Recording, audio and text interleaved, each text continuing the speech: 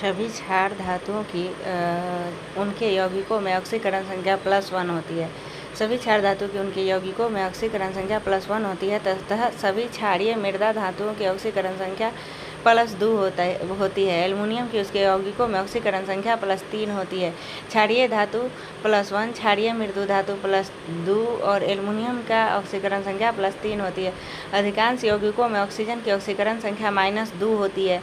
इसके दो अपवाद है, परा ऑक्साइड एवं सुपर ऑक्साइड। परा ऑक्साइड का फार्मूला H2O2 होता है और सुपर ऑक्साइड का फार्मूला NO2O2 होता है। परा ऑक्साइड H2O2 और सुपर ऑक्साइड NO2O2 होता है। परा ऑक्साइड एवं सुपर ऑक्साइड में दोनों की ऑक्सीकरण संख्या -1 है। -1 है। सुपर ऑक्साइड जैसे KO2, RbO2, सुपर ऑक्साइड जैसे KO2, RbO2 में प्रत्येक ऑक्सीकरण परमाणु के लिए ऑक्सीकरण संख्या -1/2 है। यह अपवाद बहुत दुर्लभ है, जिसमें ऑक्सीजन डाइफ्लोराइड तथा डाई ऑक्सीजन डाइफ्लोराइड OF2 तथा डाई ऑक्सीजन डाइफ्लोराइड O2F2 जैसे यौगिकों में ऑक्सीजन की ऑक्सीकरण संख्या ऑक्सीजन डाइफ्लोराइड में +2 एवं ऑक्सीजन डाइफ्लोराइड में +2 और डाई ऑक्सीजन डाइफ्लोराइड में +1 होता है। ऑक्सीजन डाइफ्लोराइड में +2 और डाई ऑक्सीजन डाइफ्लोराइड में +1 होता है। सभी यौगिकों में फ्लोरीन की ऑक्सीकरण संख्या -1 होती है। यौगिकों में हैलाइड आयनों के अन्य हैलोजनों क्लोरीन, ब्रोमीन, आयोडीन की ऑक्सीकरण संख्या -1 होती है। क्लोरीन, ब्रोमीन तथा आयोडीन की ऑक्सीकरण संख्या -1 होती है। क्लोरीन, ब्रोमीन तथा आयोडीन जब ऑक्सीजन से संयोग करते हैं तो इनकी ऑक्सीकरण संख्या धनात्मक होती है। उदाहरणार्थ ऑक्सी अम्लों तथा ऑक्सी एनायनों में। यौगिकों में सभी परमाणु की ऑक्सीकारक संख्याओं का बीजीय योग 0 होता है। यौगिकों में सभी परमाणुओं के ऑक्सीकारक संख्याओं का बीजीय योग 0 ही होता है। बहुपरमाणिक आयनों में इसके सभी परमाणुओं के ऑक्सीकरण संख्या का बीजीय योग उस आयन के आवेश के बराबर होता है। इस तरह CO3 के पावर 2- में तीनों ऑक्सीजन एवं एक कार्बन परमाणु की ऑक्सीकरण संख्याओं का योग -2 होता है। किसी तत्व के परमाणु की उच्चतम ऑक्सीकरण संख्या आवर्त में समानता बढ़ती जाती है। किसी तत्व के परमाणु में उच्चतम ऑक्सीकरण संख्या आवर्त में समानता बढ़ती जाती है। तीसरे आवर्त में ऑक्सीकरण संख्या 1 से 7 तक बढ़ती है। तीसरे आवर्त में ऑक्सीकरण संख्या 1 से 7 तक बढ़ती है। वर्ग सोडियम पहले वर्ग में आता है और इसका अधिकतम ऑक्सीकरण संख्या +1 होता है। मैग्नीशियम दूसरे वर्ग में आता है और इसका अधिकतम ऑक्सीकरण संख्या +2 होता है। एल्युमिनियम 13वें वर्ग में आता है और इसका अधिकतम ऑक्सीकरण संख्या +3 होता है। सिलिकॉन 14वें वर्ग में आता है और इसका अधिकतम ऑक्सीकरण संख्या +4 होता है। उसके बाद फास्फोरस 15वें वर्ग में आता है और इसका अधिकतम ऑक्सीकरण संख्या +5 होता है। सल्फर 16वें वर्ग में आता है और इसका अधिकतम ऑक्सीकरण संख्या +6 होता है। क्लोरीन 17वें वर्ग में आता है और इसका अधिकतम ऑक्सीकरण संख्या +7 होता है। सोडियम का अधिकतम ऑक्सीकरण संख्या +1 NaCl यौगिक में होता है। मैग्नीशियम का अधिकतम ऑक्सीकरण संख्या +2 MgSO4 यौगिक में होता है। अल्युमिनियम का मैक्सिमम ऑक्सीकरण संख्या +3 AlF3 में होता है। सिलिकॉन का मैक्सिमम ऑक्सीकरण संख्या +4 SiCl4 में होता है। फास्फोरस का अधिकतम ऑक्सीकरण संख्या +5 P4O10 में होता है। सिलिकॉन का अधिकतम ऑक्सीकरण संख्या +6 SF6 में होता है। क्लोरीन का अधिकतम ऑक्सीकरण संख्या +7 HClO4 में होता है। क्लोरीन का अधिकतम ऑक्सीकरण संख्या +7 HClO4 में होता है। OF2 में ऑक्सीजन की ऑक्सीकरण अवस्था धनात्मक +2 होती है। OF2 में ऑक्सीजन की ऑक्सीकरण संख्या धनात्मक +2 होता है और O2F2 में +1 होता है।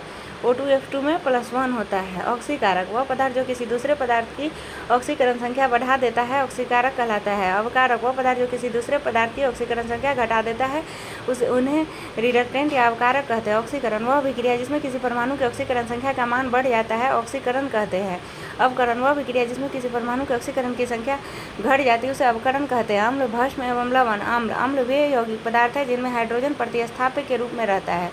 अम्ल में हाइड्रोजन प्रतिस्थापक के रूप में रहता है। आर्हेनियस के अनुसार अम्ल एक ऐसा यौगिक है जो जल में घुलकर हाइड्रोजन आयन देता है। Arrhenius hydrogen ion. आर्हेनियस के अनुसार अम्ल वह यौगिक है जो जल में घुलकर हाइड्रोजन आयन देता है। बोरोनस्टोड एवं लौरी सिद्धांत के अनुसार अम्ल वह पदार्थ है जो किसी दूसरे पदार्थ को प्रोटॉन प्रदान करने की क्षमता रखता है। प्रोटॉन प्रदान करने की क्षमता रखता है और निर्जन जोड़ी स्वीकार करने की क्षमता रखता है। अम्ल प्रोटॉन प्रदान करेगा तो निर्जन जोड़ी स्वीकार करने की क्षमता रखता है। कुछ प्राकृतिक अम्ल। सिरका में एसिटिक अम्ल होता है, संतरा नींबू में सिट्रिक अम्ल होता है, इमली और अंगूर में टार्टरिक अम्ल होता है, टमाटर में ऑक्जेलिक अम्ल होता है। दही या खट्टा दूध में लैक्टिक अम्ल होता है। चींटी के डंक में मेथनोइक अम्ल होता है। बिच्छू के डंक में मेथनोइक अम्ल होता है। बिच्छू बूटी नेटाल में मेथनोइक अम्ल होता है। दुर्गंध युक्त मक्खन में ब्यूटाइरिक अम्ल होता है। अम्ल प्रोटॉन प्रदान करना एवं निर्जन जोड़ी स्वीकार करना। भस्म प्रोटॉन स्वीकार करना एवं निर्जन जोड़ी प्रदान करना होता है। लुईस इलेक्ट्रॉनिक सिद्धांत के अनुसार अम्ल वह यौगिक है जिसमें इलेक्ट्रॉन की एक निर्जन जोड़ी स्वीकार करने की प्रवृत्ति होती है। लुईस इलेक्ट्रॉनिक सिद्धांत के अनुसार अम्ल वह यौगिक है जिसमें इलेक्ट्रॉन की एक निर्जन जोड़ी स्वीकार करने की प्रवृत्ति होती है। अम्ल स्वाद में खट्टे होते हैं। अम्ल का जलीय विलयन नीले लिटमस को लाल कर देता है। लुईस इलेक्ट्रॉनिक सिद्धांत के अनुसार अम्ल वह यौगिक है जिसमें एक इलेक्ट्रॉन की निर्जन जोड़ी स्वीकार करने की प्रवृत्ति होती है। अम्ल स्वाद में खट्टे होते हैं। अम्ल का जलीय विलयन नीले लिटमस को लाल कर देता है। अम्लों का उपयोग खाने के काम में जैसे खट्टे दूध, लैक्टिक अम्ल, सिरका एवं अचार, एसिटिक अम्ल, सोडा वाटर एवं अन्य पेय में कार्बोनिक अम्ल होता है। अंगूर में टार्टरिक अम्ल होता है। सेब में मैलिक अम्ल होता है। और टमाटर में ऑक्जेलिक अम्ल होता है। नींबू और नारंगी में साइट्रिक अम्ल होता है। बेकिंग पाउडर बनाने में टार्टरिक अम्ल का प्रयोग होता है। खाना पचाने में HCl अम्ल का प्रयोग होता है। HNO3 का प्रयोग सोना एवं चांदी के शुद्धिकरण में किया जाता है। लोहा पर जस्ते की परत चढ़ाने के पहले लोहा को साफ करने में H2SO4 एवं HNO3 का प्रयोग किया जाता है। सोना एवं चांदी के शुद्धिकरण में HNO3 और लोहा पर जस्ते की परत चढ़ाने में लोहा को साफ करने में H2SO4 HNO3 का प्रयोग किया जाता है।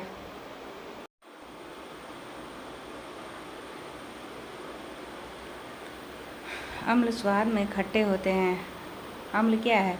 जिसमें इलेक्ट्रॉन की एक निर्जन जोड़ी स्वीकार करने की प्रवृत्ति होती है। प्रोटॉन प्रदान करना और निर्जन जोड़ी स्वीकार करने की प्रवृत्ति होती है। अम्ल स्वाद में खट्टे होते हैं। अम्ल का जलीय विलयन नीले लिटमस को लाल कर देता है। अम्लों का उपयोग खाने के काम में जैसे खट्टे दूध, लैक्टिक अम्ल, सिरका एवं अचार, एसिटिक अम्ल, सोडा वाटर एवं पेय पदार्थ, कार्बनिक अम्ल, अंगूर, टार्टरिक अम्ल, सेब, मैलिक अम्ल, नींबू एवं नारंगी साइट्रिक अम्ल, बेकिंग पाउडर बनाने में टार्टरिक अम्ल का प्रयोग किया जाता है। खाना पचाने में HCl अम्ल का प्रयोग होता है। HNO3 का प्रयोग सोना चांदी के शुद्धिकरण में किया जाता है। लोहा पर जस्ते की परत चढ़ाने के पहले लोहा को साफ करने में H2SO4 एवं HNO3 का प्रयोग किया जाता है। कपड़े से जंग के धब्बे को हटाने के लिए ऑक्जेलिक अम्ल प्रयोग किया जाता है। फोटोग्राफी में भी ऑक्जेलिक अम्ल का प्रयोग होता है। कुछ अम्लों की प्रबलता घटते क्रम में HCl greater than HNO3 greater than H2SO4 greater than CH3 COOH होता है।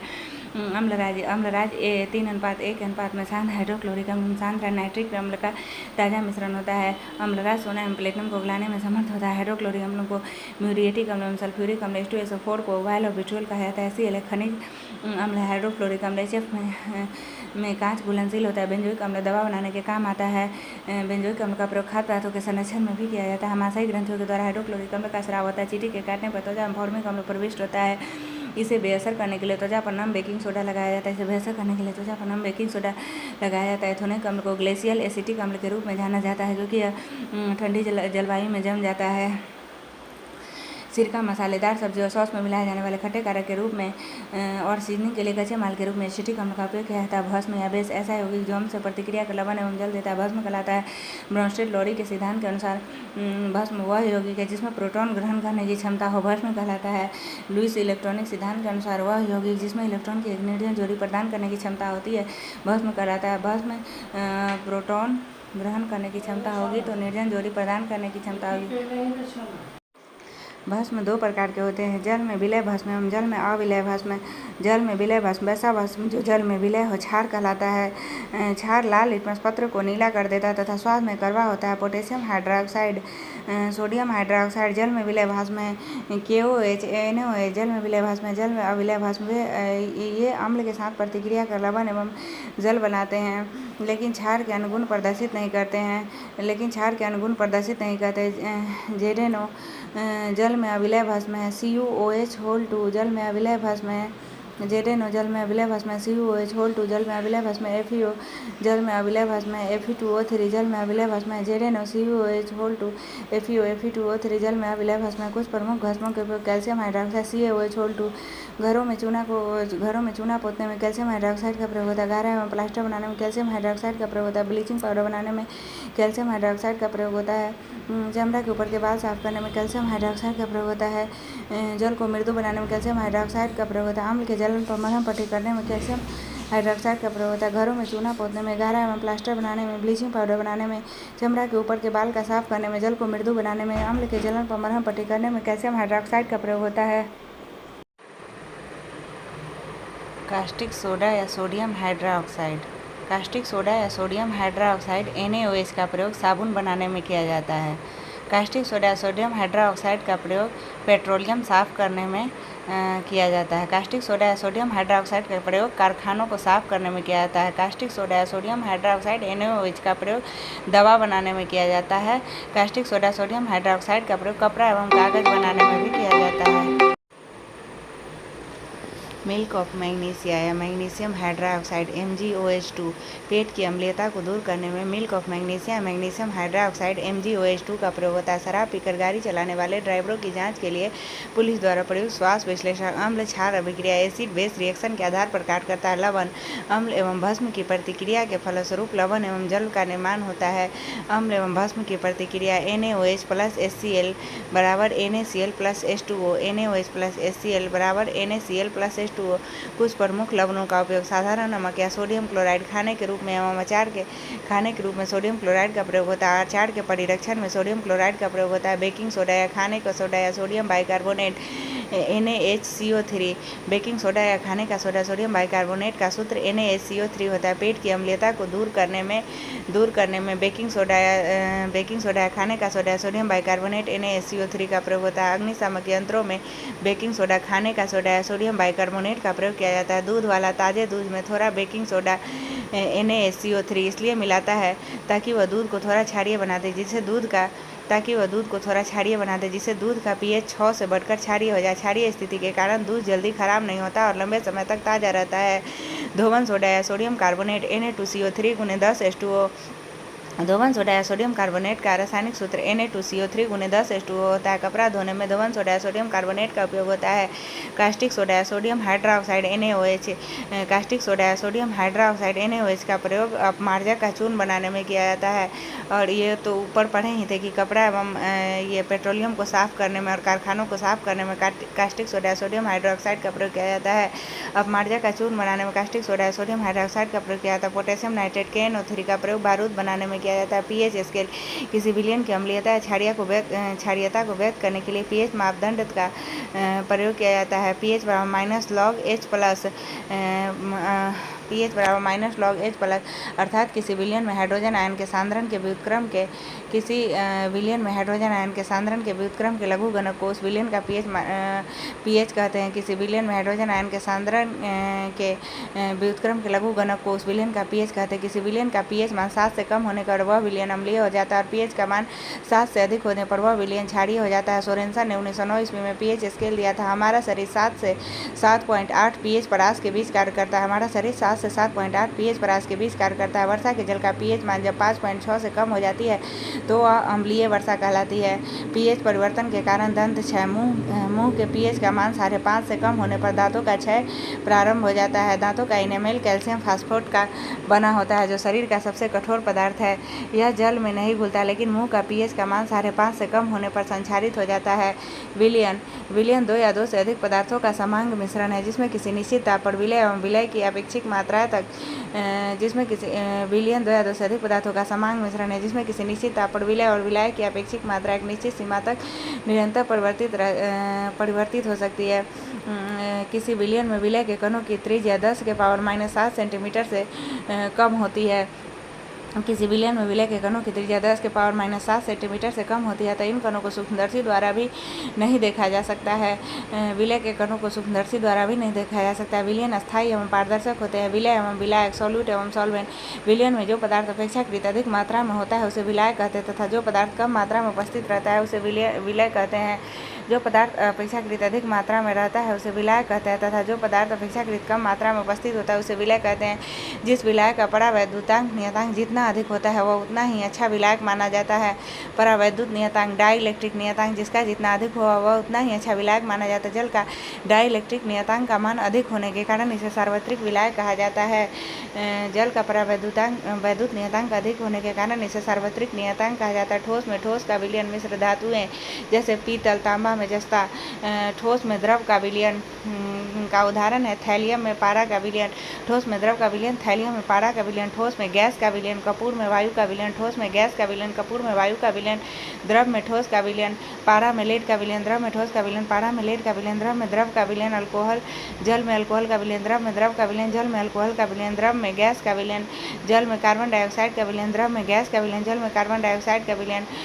गैस में ठोस का विलयन धुआं वायु में आयोडीन का विलयन। गैस में ठोस का विलयन धुआं वायु में आयोडीन का विलयन। गैस में द्रव का विलयन कोहरा बादल अमोनिया गैस का जल में विलयन। गैस में द्रव का विलयन बादल अमोनिया गैस का जल में कोहरा बादल अमोनिया गैस का जल में विलयन। गैस में द्रव का विलयन कोहरा बादल अमोनिया गैस में जल का विलयन। गैसों का गैस में विलयन गैसों का मिश्रण। विलायक का उपयोग औषधि के निर्माण में विलायक का उपयोग होता है। निर्जल धुलाई में विलायक का उपयोग होता है। निर्जल धुलाई पेट्रोलियम बेंजीन ईथर जैसे विलायकों का उपयोग होता है। निर्जल धुलाई में पेट्रोलियम बेंजीन एवं ईथर जैसे विलायकों का प्रयोग होता है। इत्र निर्माण में विलायकों का प्रयोग होता है। औषधि के निर्माण में विलायकों का प्रयोग होता है। इत्र के निर्माण में औषधि का ये विलायक का प्रयोग होता है। अनेक प्रकार के पेय एवं खाद्य पदार्थों के निर्माण में विलायक का उपयोग होता है।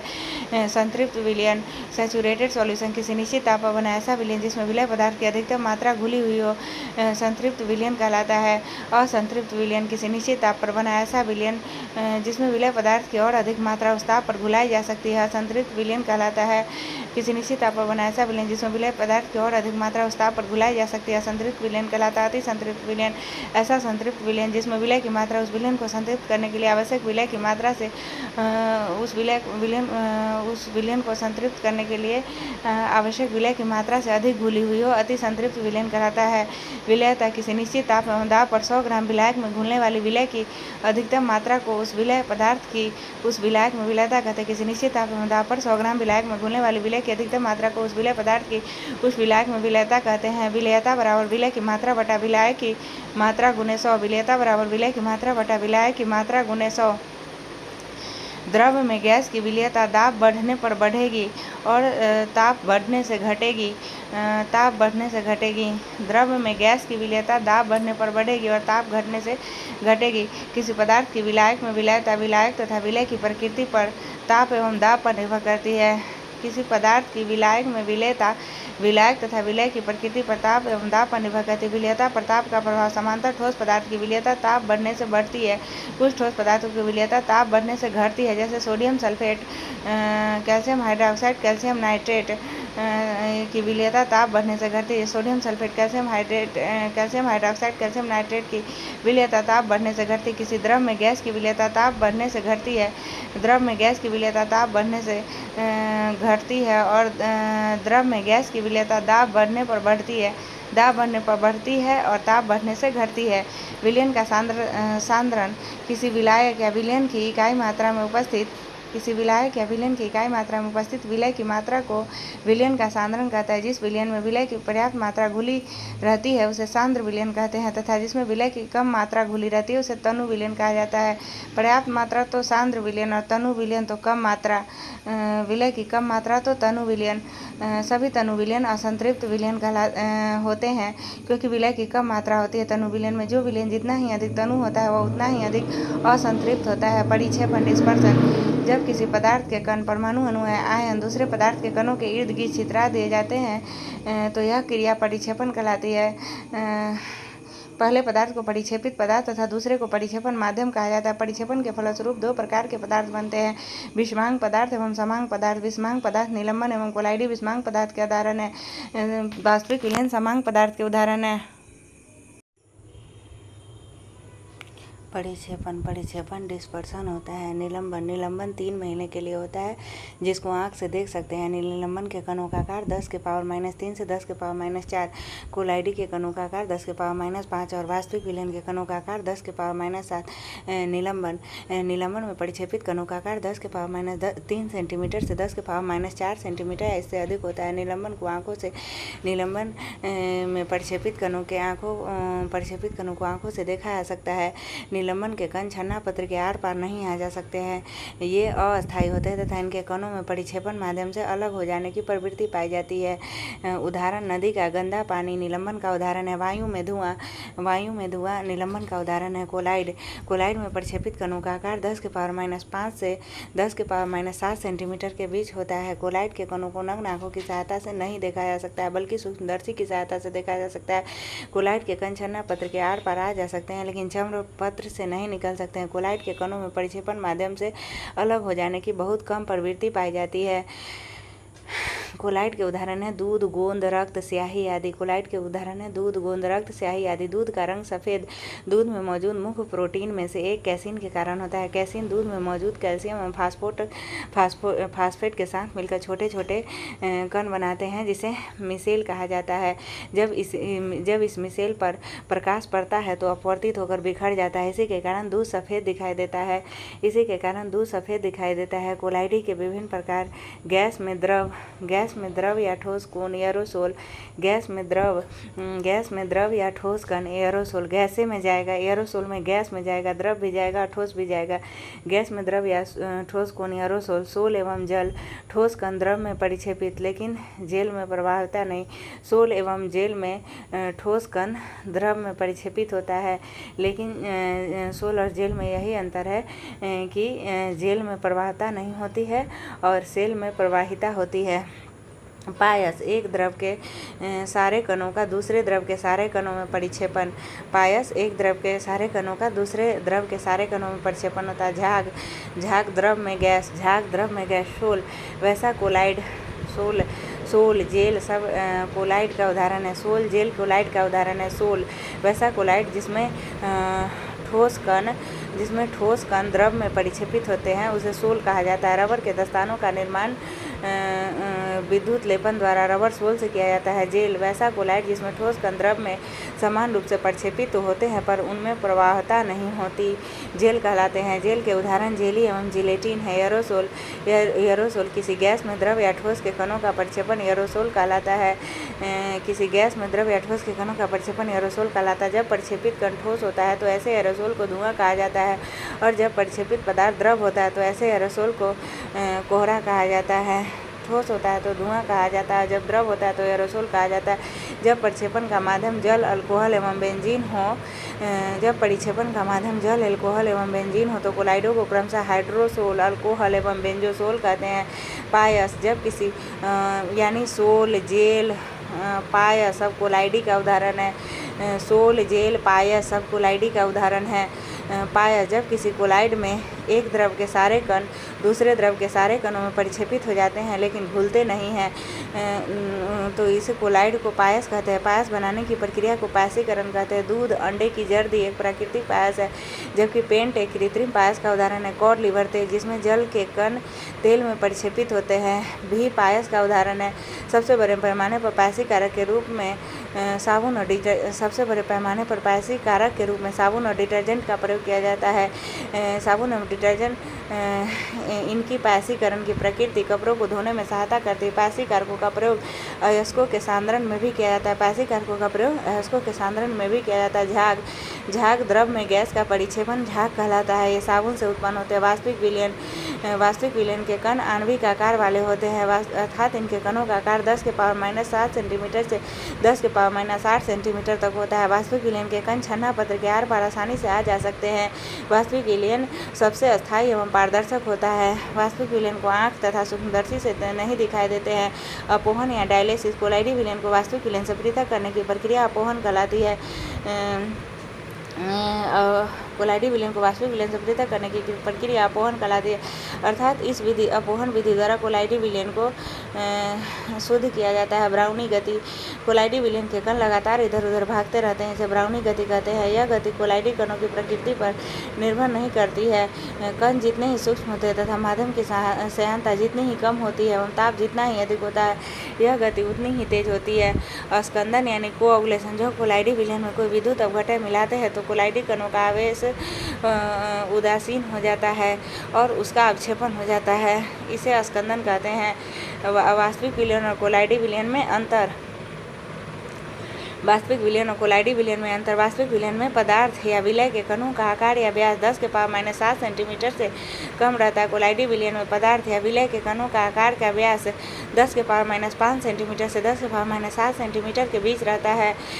वास्तविक विलयन पदार्थ के कण हर अवस्था में अदृश्य होते हैं। वास्तविक विलयन में पदार्थ के कण हर अवस्था में अदृश्य होते हैं। कोलाइडी कणों में उत्पन्न प्रकाश प्रकीर्णन को कोलाइडी कणों से उत्पन्न प्रकाश प्रकीर्णन को अल्ट्रा माइक्रोस्कोप द्वारा देखा जा सकता है।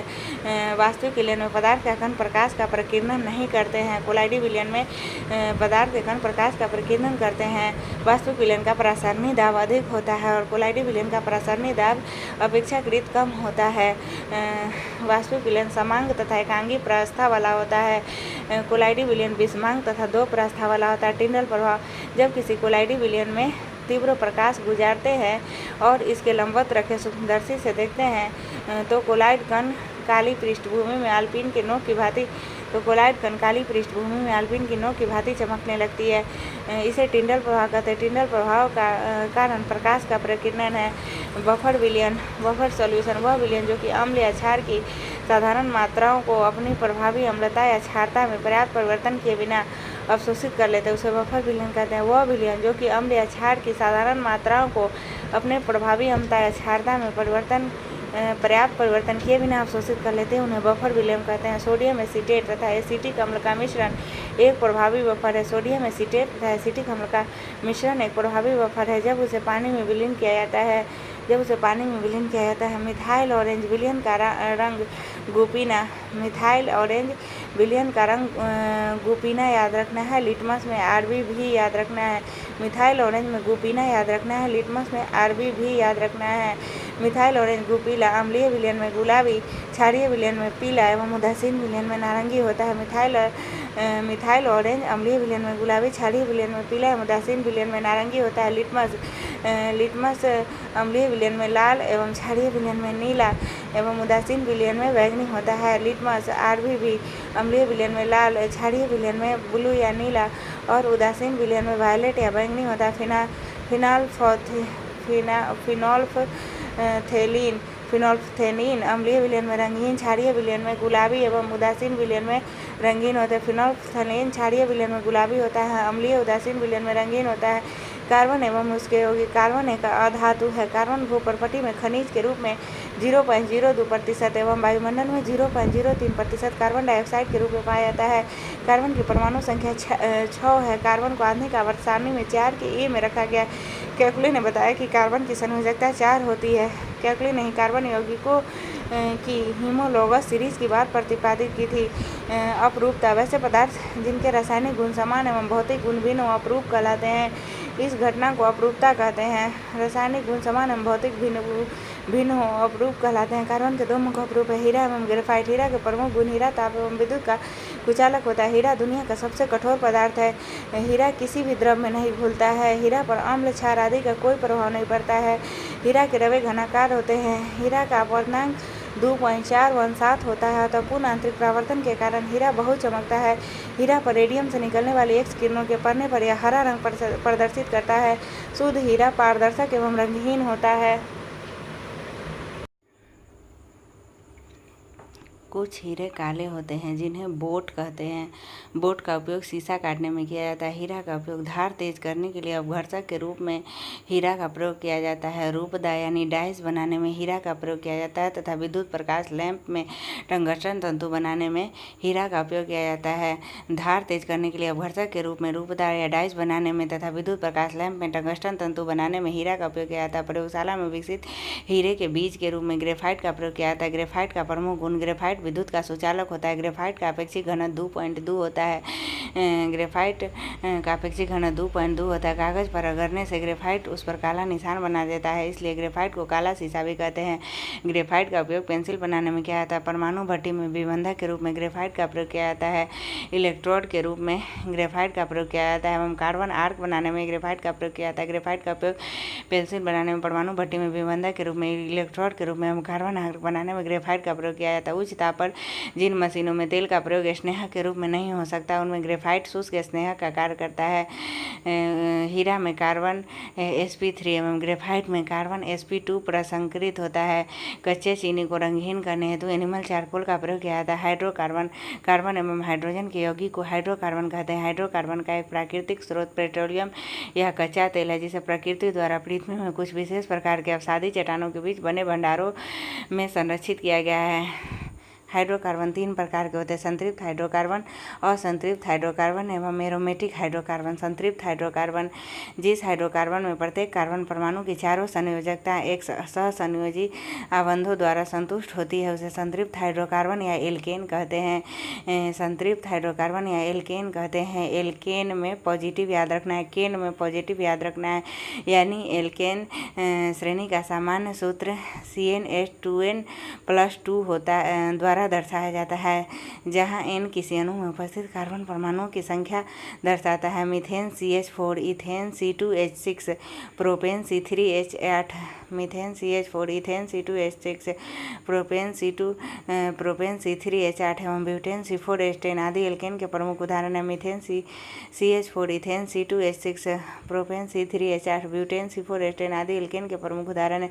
मीथेन प्राकृतिक गैस का सबसे बड़ा घटक है। संतृप्त हाइड्रोकार्बन वे हाइड्रोकार्बन जिनमें कम से कम 2 निकटस्थ कार्बन परमाणु आपस में द्विबंध अथवा त्रिबंध बनाकर अपनी संयोजकता को संतुष्ट करते हैं, असंतृप्त हाइड्रोकार्बन कहलाते हैं। 2 निकटस्थ कार्बन परमाणु आपस में द्विबंध या त्रिबंध बनाकर 2 निकटस्थ कार्बन परमाणु आपस में द्विबंध या त्रिबंध बनाकर अपनी संयोजकता को संतुष्ट करता है। 2 निकटस्थ परमाणु आपस में द्विबंध अथवा त्रिबंध बनाकर अपनी संयोजकता को संतुष्ट करता है। असंतृप्त हाइड्रोकार्बन कहलाता है। द्विबंध वाला असंतृप्त हाइड्रोकार्बन एल्कीन एवं त्रिबंध वाला असंतृप्त हाइड्रोकार्बन एल्काइन कहलाता है। द्विबंध वाला असंतृप्त हाइड्रोकार्बन को एल्कीन कहते हैं। एल्कीन श्रेणी का सामान्य सूत्र CnH2n होता है।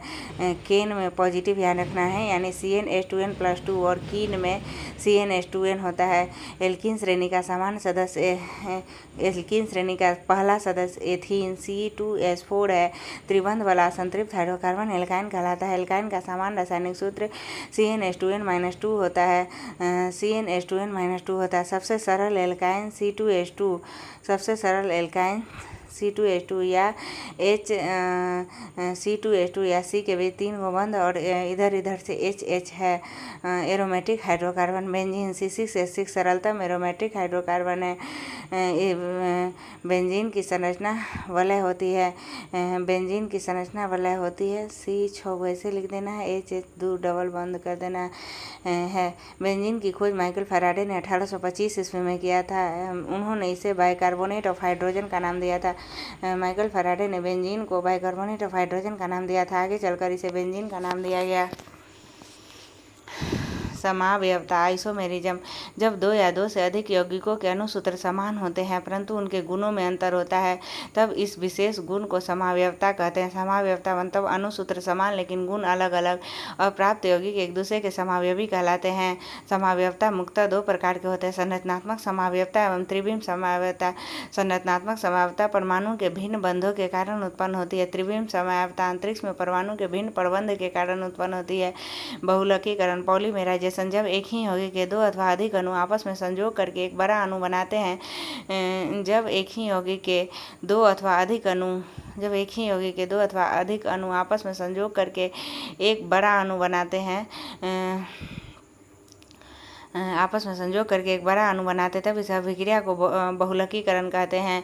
बहुलकीकरण अभिक्रिया में भाग लेने वाले अणु को मोनोमर एवं उत्पाद को पॉलीमर या बहुलक कहते हैं। भाग लेने वाले अणु को मोनोमर एवं उत्पाद को पॉलीमर या बहुलक कहते हैं। बहुलकीकरण की विशेषताएं। बहुलकीकरण में एक ही यौगिक के अणु परस्पर संजोग कहते हैं। किसी भी अणु का निष्कर्षण बहुलकीकरण में एक ही यौगिक के अणु परस्पर संजोग कहते हैं। किसी भी अणु का निष्कर्षण नहीं होता। बहुलक का अनुभार मूल यौगिक के अनुभार का गुणक होता है। प्राकृतिक बहुलक के उदाहरण है स्टार्च एवं सेलुलोज। प्राकृतिक बहुलक के उदाहरण है स्टार्च एवं सेलुलोज। प्लास्टिक। प्राकृतिक प्लास्टिक का उदाहरण है लाह।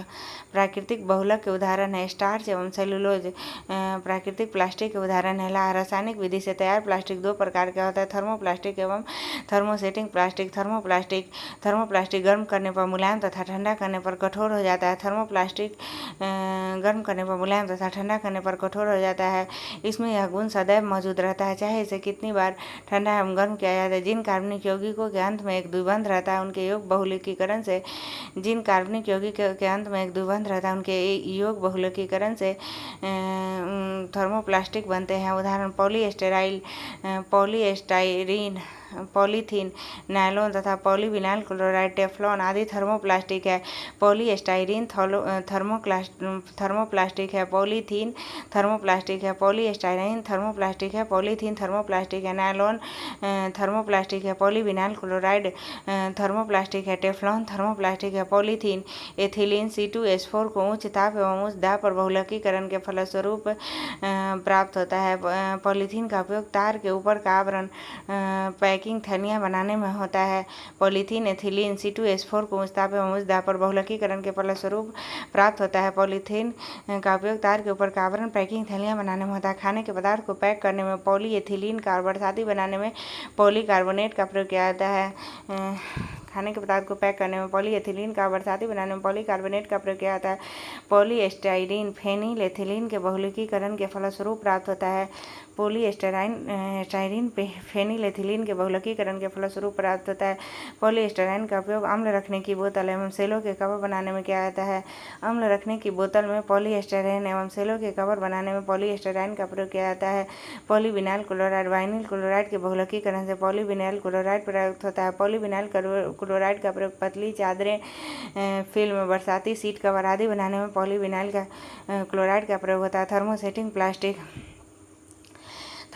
प्लास्टिक वह प्लास्टिक है जो पहली बार गर्म करते समय मुलायम हो जाता है और इसे इच्छित आकार में ढाल लिया जाता है, लेकिन थर्मोसेटिंग प्लास्टिक को पुनः गर्म करके मुलायम नहीं बनाया जा सकता है।